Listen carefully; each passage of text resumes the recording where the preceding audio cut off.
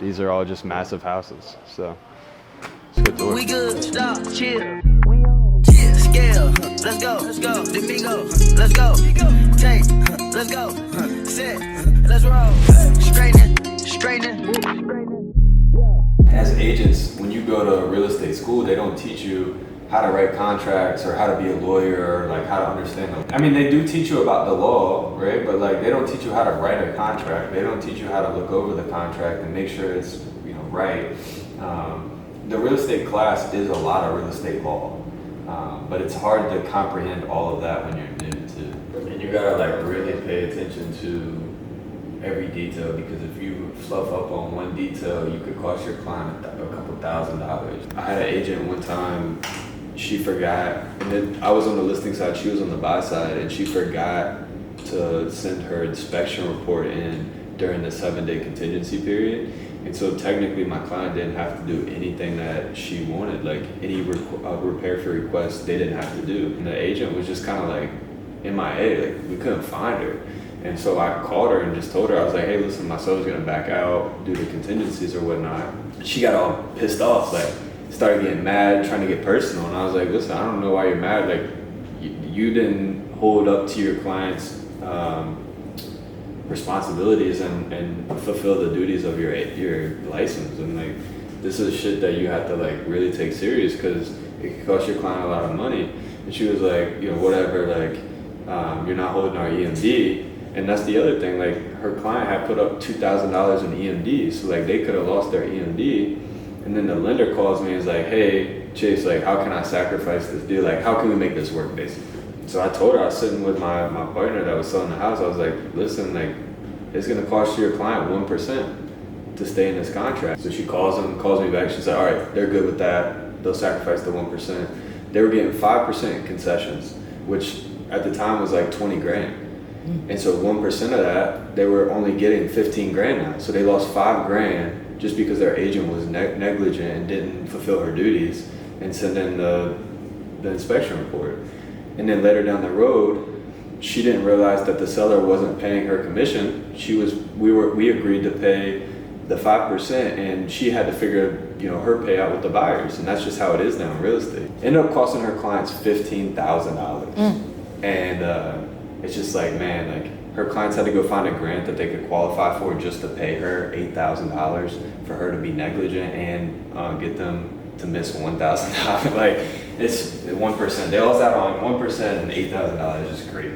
Just like in real estate, you have to be on your game every day. Yeah. You my treacherous little twin, and you know that we lock in, and I love you like my kin. It's whatever for you. I go up and down that road, I go anywhere you go. When you tell me life is good, I want better for you. You my kin, you my twin, you my treacherous little twin, you my twin, you my treacherous little twin, you my twin, you my treacherous little twin. Yeah.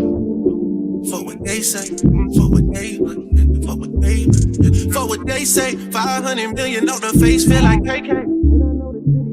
We're going to a development that my business partners are doing and that we're pre-selling. The Kinsa Group, they have one sold already from the sellers, and then there's 2 units available still and they're all under construction. So we're like at different phases of construction in each one, which is really cool. It's a massive undertaking. It's like a $1.5 million renovation budget. And we're selling each house for like $669, $695, somewhere in there. It's Locust Point. It used to be a house with an office warehouse beside it. So like where 3 of the houses were, that was a whole warehouse where a guy did like auto work and like a bunch of different mechanic stuff. And my partners bought that office and the warehouse. Went through the whole process of, you know, subdividing, getting the development going, the engineers, the architects. Like my business partner probably put in $50,000 in soft costs before he even bought the property. People underestimate the amount of the work and money that goes into developing properties. It's not easy by any means. That's why most people just flip houses. Straightening, yeah. Straightening, yeah. Don't not get strained but straightening. Don't not get strained but straightening. Don't not get strained but straightening.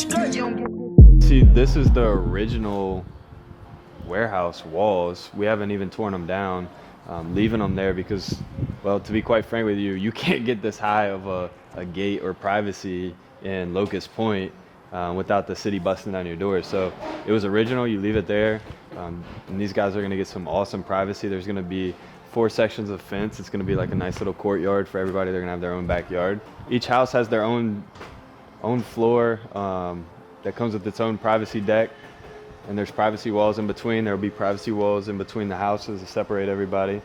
But that was the original office, and then the rest of this was the warehouse, and we tore it all down.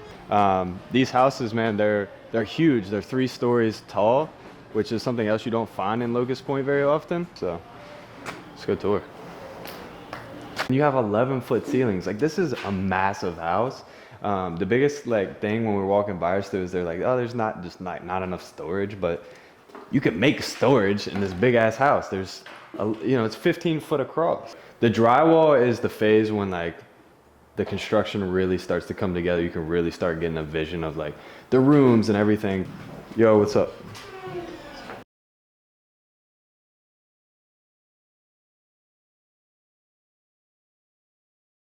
All right, so this area down here is the basement. The 1-car garage style house in Locust Point is such a luxury. Every buyer that I've walked through that house actually really just wanted to see this house because it had more storage, and it wasn't listed at the time. So see, the garage is gonna be like really tall ceilings. You got the beam going through with characteristic there. Right here is gonna be a wet bar, so you'll have a fridge with a sink and then a base, some open shelving. This is probably the coolest part, I think. They're doing a barn door here that opens up into a bedroom. You have a closet and a full shower. So this can be like an in-law suite, a grandma's suite, whatever you want to call it. And it'll go right out to the backyard too. So pretty cool down here to have another like suite, if you will. Let's go upstairs and check out the kitchen area. For these buyers specifically, they're gonna do a whole custom fireplace right here up against the wall. And this, to me, is the selling point of the whole house. This massive kitchen. They're gonna have a 10-foot island here, quartz countertops, a run of cabinets, all stainless steel appliances. They're gonna have a half bath right here. You'll be able to entertain out on your deck as you cook. So super cool stuff. Go check out the master suite. This is probably my favorite part of the house besides the kitchen, because where we're standing right now is like the rooftop of everybody else in Locust Point. When you come out on your deck and you're sipping coffee in the morning, you'll be able to see other people's rooftop. What we had originally done was, this was the wall and then the entrance was there. So you walk through, you had your toilet there, vanity here. But Chase has great ideas sometimes, and I said, hey, you guys should probably flip this. So that way you can do vanity here with a linen closet and then your toilet there. So it's all one row of stuff, and then you can just walk straight into your shower.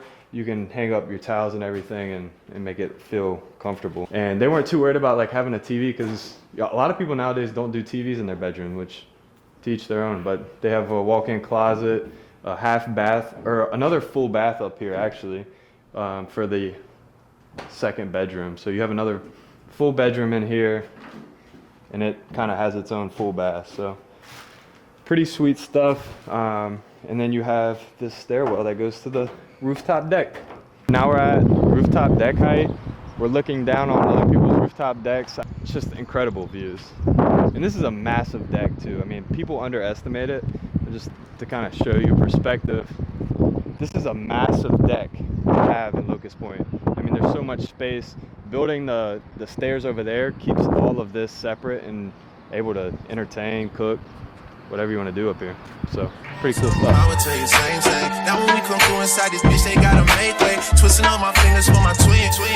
You was always on go for the drama, dog. I would tell somebody. Basically, that's how the day goes. It's like in the morning, it's a rush of like emails, inbox stuff, trying to clean up contracts. And then you got to go out and check on your jobs, or you got to show houses, or you got to make sure that your listings are squared away. They've been cleaned, the stagers have come through, staged the property, and they're ready for photos. Being an agent it sounds good, and the paychecks look good on the altar. But what a lot of people don't realize is that a lot of people's hands get in that pot. So like to break that down for someone that doesn't understand real estate is it might look like you get a $13,000 commission check, but if you have a 30% split with your brokerage, then you're giving up 30% of that $13,000, which is $3,900. So if $13,000, you're taking home $9,100, and then you paid probably $1,300 to $1,400 in staging. So let's just call it $1,300. Now you got $7,800. You paid another $300 for photos. If you did any marketing at all, you got $7,500 now before any marketing or anything like that. Then you got Uncle Sam gonna come in here and he's gonna rip you a new one at like 35 to 40% sometimes, depending on your tax bracket, self-employment, how you're set up, and stuff like that. So let's just say in a good world you're at 35%. That's another $2,600 off. So 7,500 minus 26. So now you went from a $13,000 check to a $4,900 check in the matter of minutes. So it can always look good, and you know, it's like, how much do you get paid by the hour? It's like, well, fuck, dude, I work 18 hours a day. I'm barely making minimum wage sometimes. But the goal is like you stack a bunch of those and you close 5 to 10 houses a month, then you're making good money. I'm counting the narrows with Robert De Niro. He telling them that you're amazing. Put that shit on. Didn't get shit on. I bought 2 whips and I put my bitch on. She put this wrist on.